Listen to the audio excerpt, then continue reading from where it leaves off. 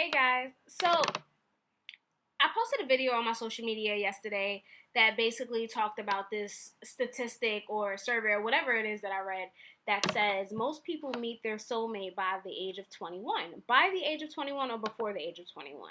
So that got me to thinking, I'm damn near 27. Have I met my soulmate? And if I have, where the hell are they now? Now that I'm ready to settle down and give up the single title forever, this person is nowhere to be found. And it's a little nerve wracking. Like, this whole single thing is just not for me, and I'd rather not be single, but I am. And I know it's the whole waiting game and leaving it to God and everything like that. And I do.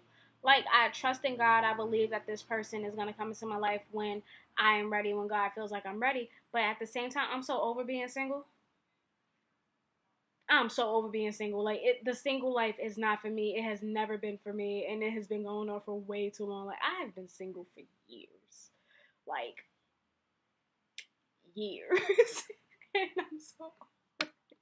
But anyway, so when I read this statistic, it just got me to thinking about all the people that I've met in my lifetime. And I'm just like wondering if any of them could be the one. I've met a lot of people.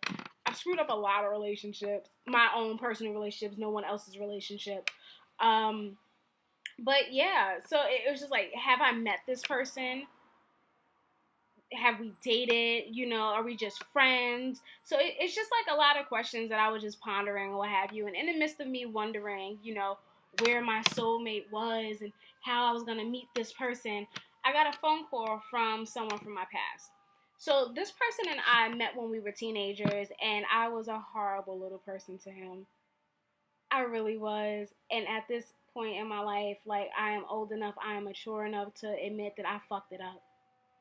I really fucked it up. Like, sometimes I'll think, like, if I hadn't have been so mature and such a hard person to, I guess, get along with or like or appreciate, more so with myself, like, he really cared for me, and like he cares for me now, but like he exhibited everything that I want in a man now when we were teens, and that freaked me out. It freaked me out because, one, I didn't know who the hell I was. I didn't think I loved, like, I'm pretty sure I didn't love myself.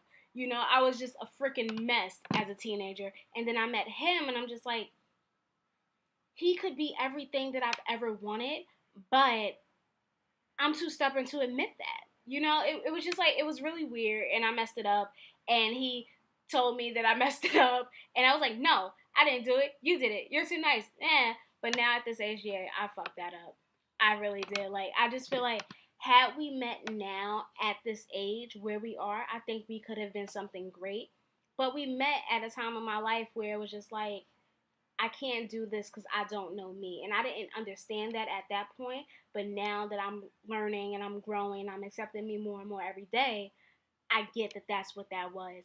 And even if we aren't meant to be like anything ever again, I think he was put into my life at that moment to show me who I wasn't. And I appreciate that. But in any case, so he and I were talking, and he mentioned that he was about to take a trip, and he asked me to go with him. And I considered it. Like, I'm not gonna lie, I always consider it. Like, he's a really good friend. But then I just started, like, putting certain things into perspective or into play, and just, like, random scenarios. Like, when we were teenagers, he was stable. He had a lot going for himself. I was a hot mess. Now that we're in our late 20s, it's just like, I'm more mature. I know what I want. I know what I have, and I know how to get to where I need to get to by myself, for myself. And he, on the other hand, he has less stability in his life now. He has children. He has a lot going on. Like, he's a mess, and I don't want him to be a mess, but he's a mess. But anyway, that's just like a little bit of history on it. So, like, I'm where he was when we were teenagers, and vice versa. So he and I were talking, and he mentioned this whole travel thing, and I was like, I'll consider it. It's only January now, it's towards the end of the year, so maybe I'll go, maybe I won't. So in the midst of our conversation, he was like, my mom asked about you. I haven't seen his mom since I was 16 years old. It's been over 10 years since I've seen that woman, and she remembered me. So she asked about me, apparently, and he just basically told her, I tried to lock her down and all of this other stuff. And then he threw out a what if. And I'm just like, although I do love you and I really care about you, like I really genuinely love this person. I'm not in love with him by any means, but like I love him. Like he is such a great person, especially when he's okay, and even when he's not. Like that's what worries me. Like I care so much about him that I have to make sure that he's good. But he threw out this what if, and I'm just like, I don't know if I can do it. You know, like although we had like a really short history, it was in the past. It was the past, and where I am now, I'm not sure that I am willing to take a step backwards to try it all again. You know. But then, like, I got to thinking again about this whole soulmate thing. If I met this person, if my soulmate was had was supposed to have come into my life before the age of 21, could he be someone who was potentially my soulmate? I met him before I was 21. We have a history, we have a past, but do I want to put myself out there and open myself up to a lot of crazy shit? Like, you know, I worry about me crazy. But I shouldn't say that. I'm sorry. But anyway, so it's just like if my soulmate was somebody that I met in the past, do I take a step backwards and not relive that past, but go forward with someone from the past? Or do I just wait around and maybe he'll appear, maybe he'll be someone who I never met before? Maybe my soulmate